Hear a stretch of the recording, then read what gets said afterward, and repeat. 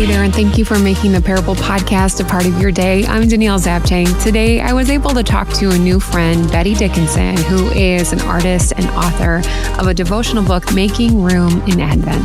Bette paints a beautiful picture about what it looks like to experience our soul awakening to beauty and wonder in the midst of our own story. Right now, it doesn't look like anything's happening. And we're like, where are you, God? I thought you promised this, But the thing I was learning through this, looking back, that sometimes promises take time to ripen within us, and that we may need to be prepared for the thing that we have prayed for, and that takes time. And just like any pregnancy, you can't just get pregnant and then have the baby right away. There's a maturation process that has to happen. And that is, I think, what happens in our souls when God gives a promise or he gives an idea or a dream, that then it has to take a while to mature, and we need to mature and be shaped by him in the process as well. Here's my conversation with Bette Dickinson. Bette Dickinson, welcome to the Parable Podcast. So glad you're here. You are an artist and an author. Bette, tell us a little bit about what you're passionate about and where you're from. Yeah, well, first of all, thanks for having me, Danielle. It's an honor to be on here with you, and I've loved the Parable Podcast, and I love what you're doing with it. Yeah, I'm an artist. As you said, the things that I'm passionate about, I went on a prayer retreat in 2014, and God spoke very clearly to me that he said, I want you to start integrating your paintings and your writing and your speaking. And I had no idea exactly what that would look like. I don't know a ton of painter, writer, speakers. There's a few of us out there, but we're kind of a rare breed. But when I think about the things that I'm passionate about, it's living into that call. I had a mentor once who asked me, if you were to put your life's passion into 3 verbs, what would it be? And I said, contemplate, create, and communicate. And so those are the things that I am passionate about. That's what I do with my work, but it is also just an overflow of my relationship with God and reflecting on him. And I live in Traverse City, Michigan. And so doing all of that work from home in the studio. I know you said you grew up in the Detroit area, and now you're in Traverse City. What is one thing that you really love about your hometown right now? About my hometown now? Oh my goodness, the water. Traverse City is surrounded by water. There's bays on either side. I can hardly drive anywhere without seeing water. And it's interesting because a friend of mine had observed, Bette, so many of your paintings, even before you moved up to Traverse City, had water. I mean, they were like seascapes and waterscapes. And I feel so much more alive and so much more connected to beauty when I'm around water. And so actually when I travel back downstate or I'm in a place where I can't see water, I feel landlocked.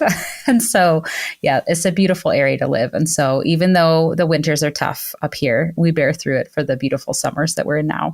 Bette, when you were a kid, were you a creative child? If you liked painting or art back then, what was your favorite medium that you used? Yeah, good question. I remember actually when I was in 2nd grade, I used to love to just write stories and draw pictures with them. And I was really encouraged at an early age, thankfully, by my parents and my teachers as well. And I told my 2nd grade teacher, she had encouraged me so much. You're so good at this, keep going. And I just remember saying that, one day I want to be an author and illustrator. So now with this book coming out that has my paintings in it and my writing together, it's like a dream come true. I literally, when I opened the box of my books, I was like, this is my dream. This is what I've always longed for. And so it's just such a gift to now live that dream. And I also had several family members who invested in me. I had an uncle who was an opera singer, but was also just very versed in a variety of different art forms. And I remember he taught me how to paint. And I used to really love watercolor because it just had sort of the free-flowing pieces of water in it and allowing the paint to move around. But I also really enjoyed drawing with pencil and graphite and charcoal. So that's amazing. I love watercolor too. I think it is very forgiving. And maybe that's why I like it the most. Yes. And the kind of work that I do now is similar to watercolor. It's liquid acrylic on clay board. So the clay board is really slick though. So it's even more forgiving than watercolor paper that just sort of shrivels up. But it actually, you can do several layers of it. You can just splash as much water as you want on there, let it drip across the board. And so it's definitely an opportunity for me to tap into my inner child and play again in the creative process. So what would you say was the experience like of writing and creating this book, Making Room in Advent? What was that like for you? It's so interesting because the creative process in itself was just this moment of wonder and awe as I kept meditating on the concepts of the incarnation and bringing them into prayer in my studio. And painting really is one of the most intimate places of worship for me. So it was just an opportunity to be in God's presence, pondering the mystery and the beauty of what He has done through becoming flesh and the stories of walking alongside Mary and Elizabeth and Zechariah and Simeon and Anna, and just walking with them and seeing my own longings surface in their stories and seeing how their journey was reflected in my own and how I could encounter God and make room for Him in the same ways that they were. It was just really an honor. I really felt throughout the whole process as I was painting and writing and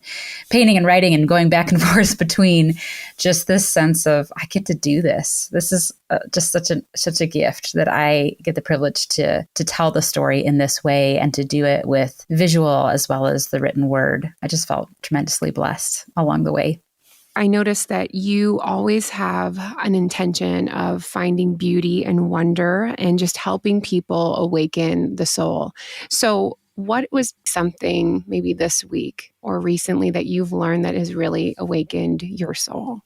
I think one of the things, and I mentioned this before our talk, but my spiritual director this week, I had asked her, what are some things I should be doing in the next couple of weeks to prepare my soul for releasing this book? And, what are some recommendations that you have? And she recommended, she said, you should just read the book. And she said, you should actually just allow yourself to eat at the table of the thing that you have prepared. And I realized I didn't really allow myself to do that. So last night I went through the first chapter, which is Making Room for a Story. That's the first entry of the book. And in Luke's narrative, what he does is he's drawing on the authenticity of who Jesus is. And he says, I've taken it up upon me to draw a full account. And the word for account here is narrative, which means literally he's telling a story. And the way that Luke tells the story in a way that is really the beauty and the mystery and the glory of God and the message of God communicated through flesh and blood people, which is why I was saying I just love this podcast because it's connecting with people's stories. It's the word of God made flesh within people's lives. And that's what Luke is doing. And that's how he authenticates who Jesus is the way that he shows up in people's stories. And as I was reflecting on this, I just was thinking like, wow, what a gift that I have been given. And what awakened me to beauty again was just seeing how God has uniquely designed each of us and how I felt just honored to be able to be in a place where I could tell the story in the way that God has uniquely designed me and tell the stories of Zechariah and Elizabeth and Mary and Simeon and the shepherds and others, but in a way that also was deeply embodied in who I am and the story that God has given me. And so I think just to drill it down is essentially just the gift and the honor that God chooses to make His word dwell through us, that He chooses our very souls, our bodies, our flesh, our stories to communicate about who He is. And that is just miraculous because every person on this earth is a living vehicle and vessel for the incarnation all the time. And it is expressed in all different kinds of ways for as many different kinds of people are in this world. He can express His word uniquely through each of us. And I just think, wow, we get to see a taste of who God is through every living person on this earth. And that is just a wonder in itself. And I think I was just reawakened to that last night when I was going through the book. I think for myself, I like doing things. So it's hard for me to be present because I'm consistently doing. So I can imagine as writing a book or any project that we have, I would get wrapped up into it and then I'm on to the next and I never really get to be present in it. So I love that your spiritual director said, just read your book because it's just reminding you over and over. And so that's lovely. So Bette, why don't you tell me a little bit about your parable story that you'd like to share today? And then we'll talk a little bit more about the book after that. Yeah. So the parable story that I wanted to share today relates to the book, because when I started working on the first painting that I did for the book, I started working on the piece for the Annunciation, which is the moment where the angel Gabriel comes to Mary and says, "You will be pregnant, with Jesus, the Messiah." And I was in my in-laws' house and I was working on the floor in their studio. They've got a little craft room, and I had all my brushes, scattered around me, and I was just starting the first work. My board was completely wet. I was putting that first layer of blue on there, and I was reflecting on Mary being pregnant with Jesus. And my mother-in-law came in and she showed me this picture on her iPhone that my husband's cousin, it was an ultrasound picture that she was pregnant. And I was like, well, that's beautiful. And also really interesting that I'm painting the Annunciation where Mary finds out she's pregnant. I find out that my cousin is pregnant. And then I literally, while I'm painting, was reflecting on that. And I thought, for all of a sudden, I thought, I think I might be pregnant. And I actually took a test the next day and found out that I was. And so I was just blown away that here was this moment of me creating this work, and that also it was the very beginning of really learning how to embody the message that I was communicating. And God has a way of doing this in my life all the time. If I'm creating something and I'm about to put it into the world, or if I've already created it, He then will have me truly embody it in my story in a variety of different, really unique ways. And we can touch on some of those stories if we have time. But the one with this story and this book was the sense of God birthing something new in me, and that I had the journey alongside Mary to be pregnant and to ponder the mystery of that. I mean, any pregnancy is miraculous and it will fill you with wonder, but to go through that process and to literally in my body every day remember what it must have been like, and think about what it must have been like for Mary was just such a gift, and also a burden, because you have all kinds of other things that go along with pregnancy. Like one of the chapters in the book is called Making Room for Limits. And the thing that I was learning with Mary was, God didn't come to her and say, I want you to bear the Messiah. And so in order to do that, you need to get a theological degree. You need to be super successful. You need to be able to multitask well. You need to be able to do all of these things. You need to be superwoman and a super mom. And in fact, she was totally underqualified by the world standards. A young woman, she was not married, completely vulnerable, and also taking on a pregnancy was increasing risks for her that was stretching her own limits. So you get pregnant and then you take on additional limits by having restricted lung capacity and getting nauseous and getting exhausted. And as I was going through all of these things, I was just receiving the grace of God to say, when I want to partner with you, I want to partner with you as you are, within your body, within the limits of your body.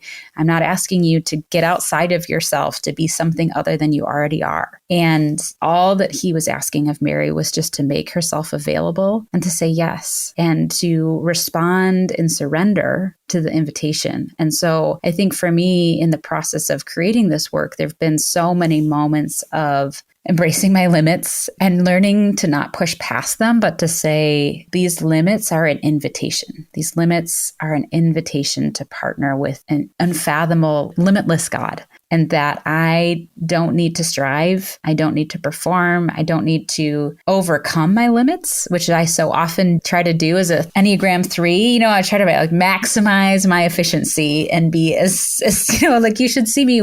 Sometimes I'll eat lunch while on the treadmill and in a Zoom meeting. And I'm just thinking to myself, like, what the heck am I even doing right now?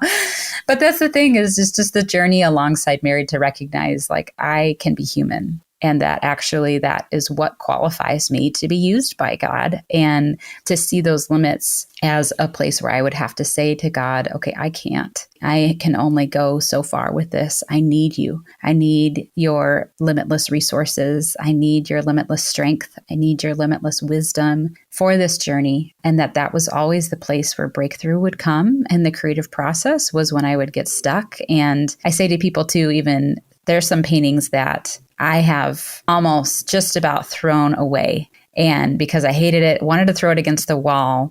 And those are often the paintings, though, that God will redeem and breakthrough will come and something miraculous will happen where I all of a sudden have an epiphany or something happens with the materials that I never would have expected. And that's where I get to see the lived out incarnation, mystery, redemption played out in the creative process. And so that's kind of what it's looked like for me, as well as just, as I said earlier, just journeying alongside these characters and realizing how much of their story I was living over and over again. I like that you touched on the idea of being underqualified, Betty. I know that for myself. And then also I do a lot of women's ministry. And so that theme comes up over and over. And I love that the Bible always showcases the underqualified because it just helps me focus back to know that God sees us where we are. And that's such a good reminder. And I'm glad that God taught you through that. You had talked about how we can embody the message. How would you say we can do that? Maybe when we feel underqualified, or we just kind of feel like, how do I embody the message in my own life? What would be some encouragement to those listening? The biggest thing is paying attention. Because I think God is always working in our stories. I think the hardest part is just noticing it and responding and receiving the mystery of what he's doing. You know, we might not always be able to put a finger on it, or a season we're in, especially if it's a very difficult one, we may have no clue at all what the heck is going on and how am I supposed to make any sense of this? And okay, God is writing something through my story, but right now it looks pretty ugly, you know? And I think that there's one, paying attention, but also trusting the process that we might not always have clarity on exactly what he's trying to say through us in any given moment, but there are ebbs and flows in every season where we may get to the other side of it and look back. And that's where we see it. That's where we see, oh, wow, God used me in this way and I didn't expect that at all. Or I thought I was totally failing, but yet here is how God came through and revealed himself in a specific way. And I mean, I think that's exactly what Luke did. It was at the end of all of their stories, after Jesus was resurrected, that he then goes back and he interviews Mary and he interviews, well, probably, I don't know about if Elizabeth and Zechariah were still alive at that point, but you know, he goes and he listens and he hears. And it's then when people look back at their story that then they have those aha moments of, oh, I didn't see it then. But now on the other side of it, now on the other side of the resurrection, on the other side of the cross, I can see with clarity how God used me. And gosh, what a gift. So I would say attentive presence, opening ourselves to presence, and then reflection as a piece of that and looking back. Is there something that you can look back on that helped you prepare for this time of writing, this season of this book? Because sometimes what happens is we don't recognize that there's been so many pieces that God has placed in our life that it culminates into this. And so is there something looking back, you're like, wow, that really impacted me, that this book even happened? You know, it's interesting because, again, sort of one of the embodied themes in the book is about waiting. And like Zechariah and Elizabeth, who had been waiting for a long time to get pregnant, I think there was a time in my life where I felt like I was in the shadows waiting. And I felt like I was just spinning my wheels, not really going anywhere. I think, especially as a female communicator, the opportunities were really low. And I felt like I was looking for opportunities to use my voice, but they weren't there or doors were closed. And there was just this sense of, am I ever going to get to the place where I thought you were leading me? Like, where is this? Where is this promise? And, you know, especially in Zechariah's story, he allows that waiting to turn him bitter and to then respond when it finally comes, like, how can I be sure? Because I'm not sure I can trust you, God, after all of this disappointment. And yet then Elizabeth, though, her response is she goes into seclusion and she goes into solitude and sort of marinates on it and allows it to germinate within her. And I think that there's promises for our future or things that God has revealed about who we're becoming or who he's leading us to be that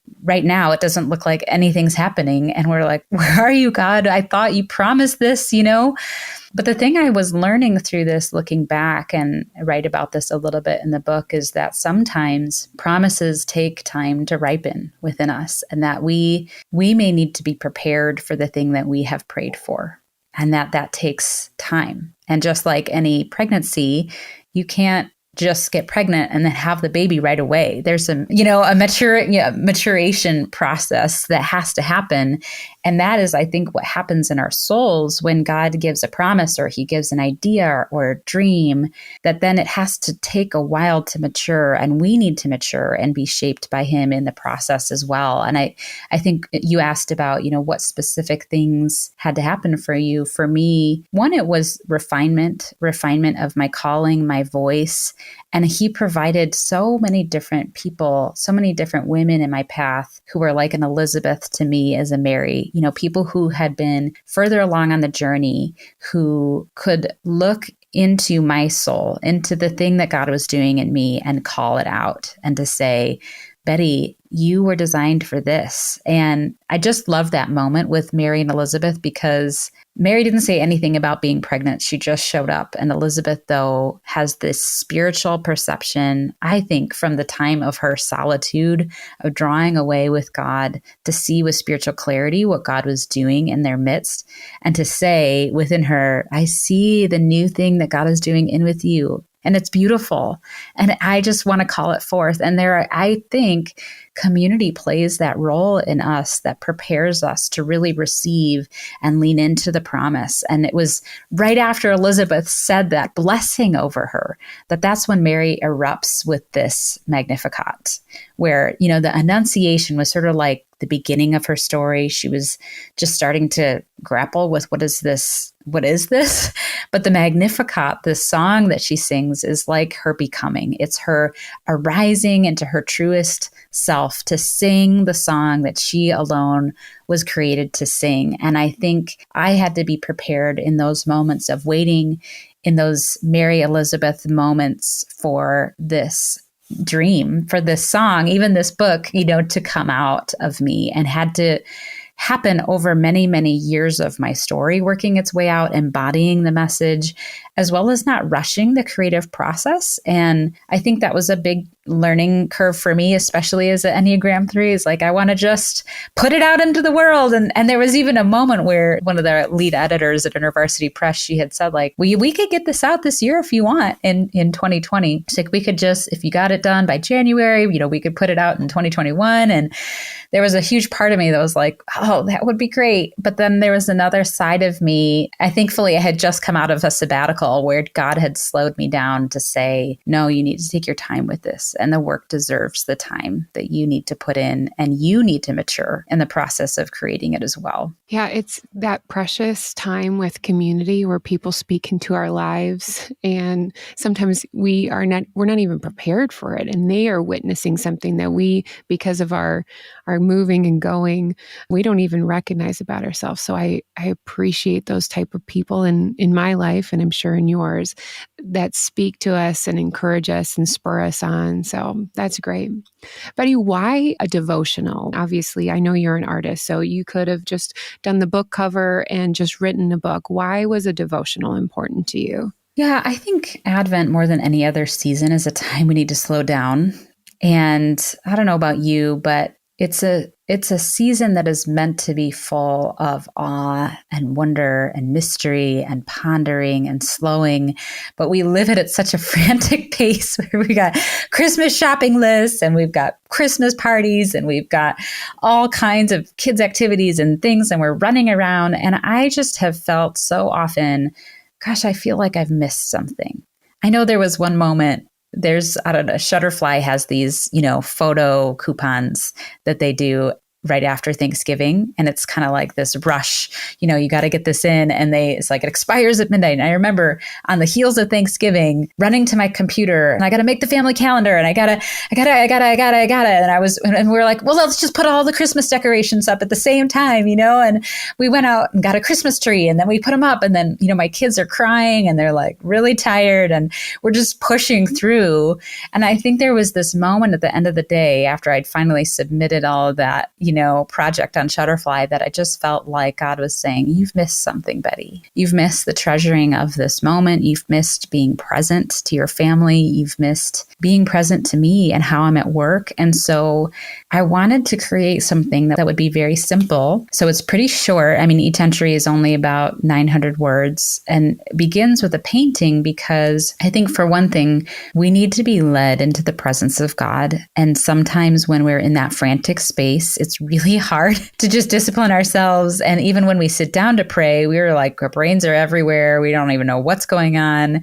And then we feel even defeated coming out of it. But to have a space in a moment where someone could lead you through just a reflection, where you could slow your mind down and to meditate on the painting. And the reason I have the painting at the beginning is because one of the things I've been learning about neuroscience in the brain from psychiatrists like Kurt Thompson and Michael Hendricks and Jim Wilder is that when we process information, we actually process information from the right side to the left. That the right side is our fast track. That's the side of our brain that has our emotions. It's our relationships and our relational connection, where we process encounters and experiences, our imagination and creativity.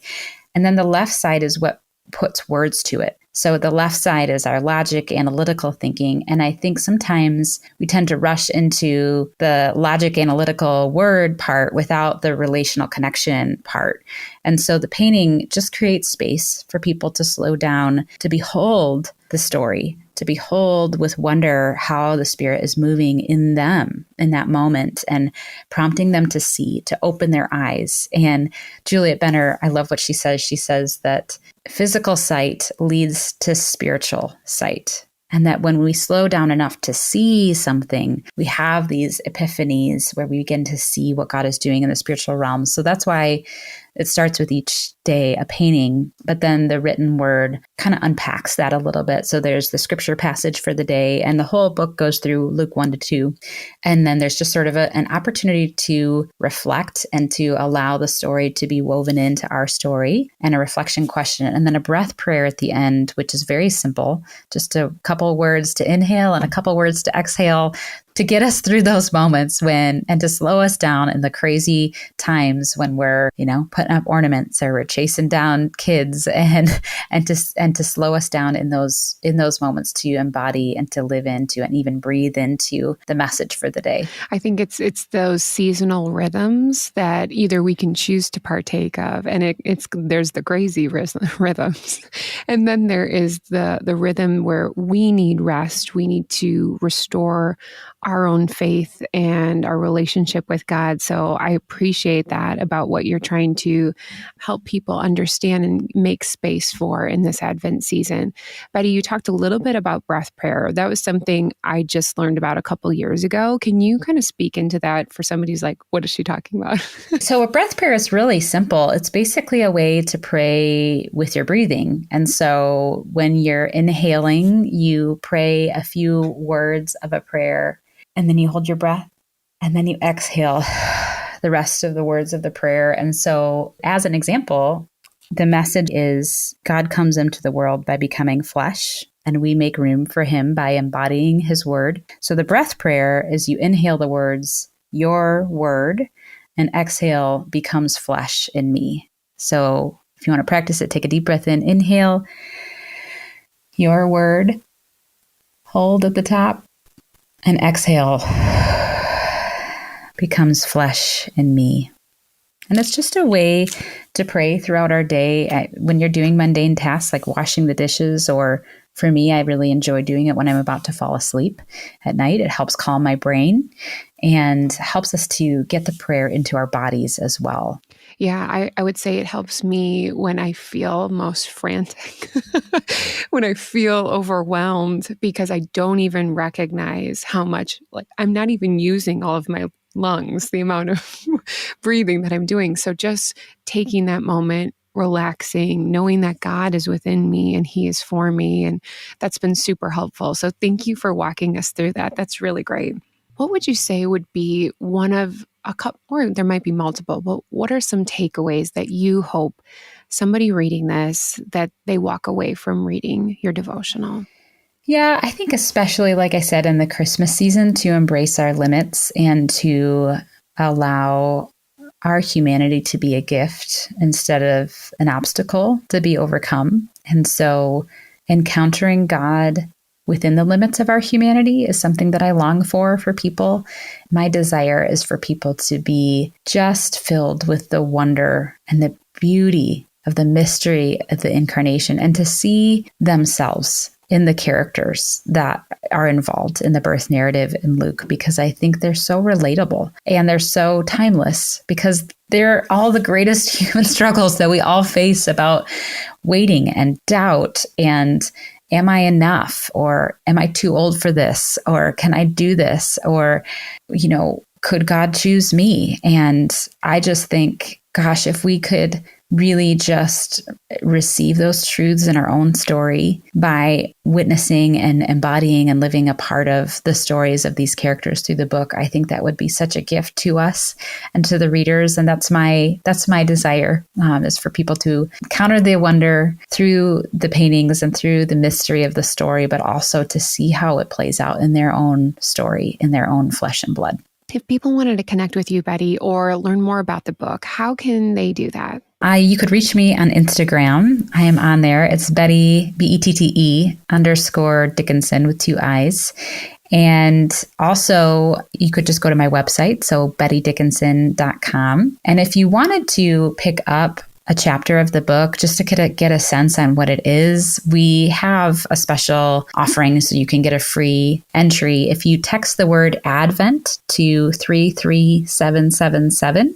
You'll get a couple text prompts to give your name and email address, and then we can send you right away a sample chapter of the book, and then obviously more information about if you want to buy it, because I hope that will be a gift to you this season. Well, first and foremost, Bette, congratulations on getting to this point. I mean, there's so much that took place in order for the book to get here. So congrats. That's amazing accomplishment. And if you want to learn more about Bette, all of the information will be in the show notes. Plus, we will have a special offer for 2 people if they wanted to get a free copy of Bette's new book, Making Room in Advent. So, Bette, thanks so much for being on the Parable Podcast. Yeah, thank you for having me. What a gift and what an honor.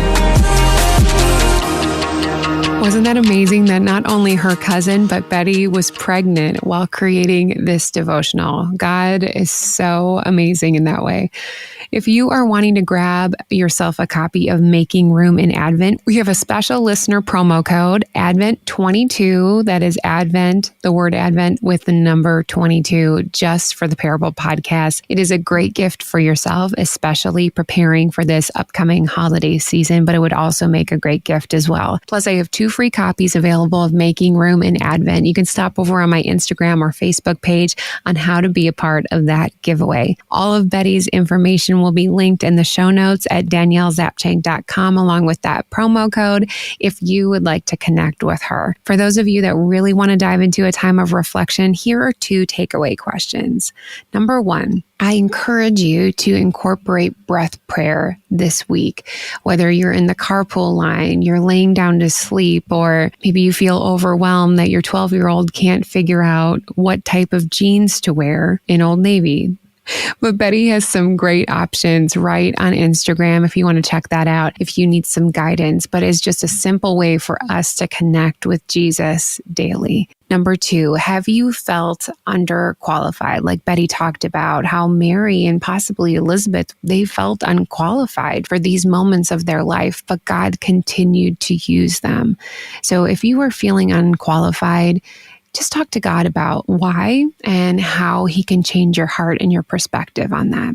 Thank you so much for listening. If your church, your women's group, or organization is looking for a speaker, I would love to talk with you more about that. My passion is truly sharing and connecting our stories so we can see God in our own lives. You can find more information about that at daniellezapchenk.com. And thank you to my technical producer of a husband, Eric Zapchenk, for editing this podcast. Fool me once, strike one, but fool me twice, strike three. That'll do it for today. Remember, your parable showcases the awakening of your soul to the beauty and wonder of God all around you. We'll see you back again next week on the Parable Podcast.